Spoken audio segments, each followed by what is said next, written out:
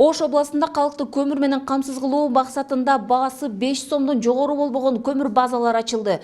Буга чейин президенттин Ош областындагы ыйгарым укуктуу өкүлү Зиядин Жамалдинов райондук мамлекеттик администрациялар тарабынан атайын көмір базаларды уюштурууну тапшырган. Араван районунда кара алтын 4 сом 80 тыйындан сатылууда.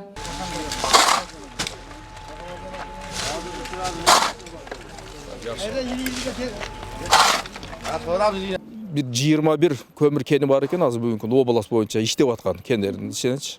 Булар бир районда бар екен. Ошондуктан мындан тышкары, мисалы ошол айыл өкмөттөргө караштуу кендерде социалдык пакет берилип атат элдерге. Андан тышкары баягы колунда жок бебечераларга акысыз көмүрлөр берилип атат, андан тышкарычы. Бул эми алыскы райондордо көмүр кени жок райондор, мисалы Араван району эсептелет. Карасуу району болуп эсептелет. Ошондуктан бул жака ушундай 5 сомдон ашырбаштыгын бааны койдук да. Туура, кээ бир жерлерге барсак азыр 6 сомдон дагы 7 сомдон дагы көмүрдүн баалары бар.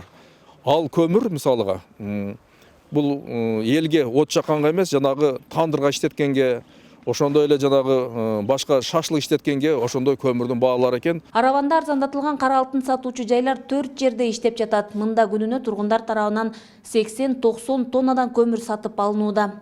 Катарында Фаркатбек Табакиловта кышка 2 тонна кара алтын алды. Жыл сайын 2 тонна көмүрдү 7 сомдон алып келсе, эми 4 сом 80 тыйындан алууга мүмкүнчүлүк түзүлдү. Жылына 2 тонна көмүр алабыз. Өзүбүз ошо кышкы сезонго 10 киши жашайбыз бизде, ошо бизге жетет. Мурда 7 сомдон алчубуз көмүрдү. Азыр кичине арзандап айыл өкмөтүбүздөн келип калыптыр. Ошону алып атабыз. Жалпысынан Ош обласу боюнча арзандатылган 30 кара алтын сатуучу жай ачылган. Көмүрдүн баасы кыш ичи көрсөтүлгөн баадан ашпай сатылууга тийиш. Бааны көтөрүп жибербөө үчүн тиешелүү кызматтар рейдтерди уюштуруп көзөмөлдөөнү маалымдашат. Алайда чыккан көмүр кенибиз бар, бул Сарымоголдо чыкканчы.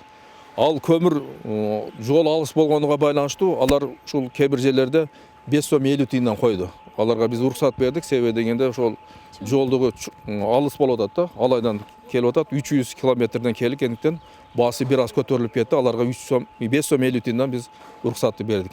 Ал эми бул жерде жакын жайгашкан, ошол мына бел алма болот, өзгөндөгү кендерге биз алар менен сүйлөшүп, мына алмалыктар аз иштеп чыгып атат көмүрдүчү. Аларга биз ошо 5 сомдон ашырбагыла деген тапшырманы бердик. Бул ишкерлерге деле ала выгодный. Себеби дегенде аларга дагы азыр кардар керек бүгүнкү күндө. Аларга өздөрүнүн себестоимостьтон аларга пайда деле калып атат.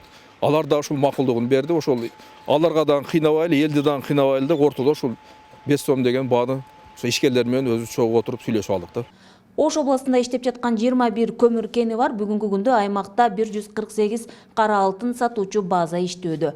Гүлжан Ажиматова, Бектур Калыбек уулу, Ош облусу.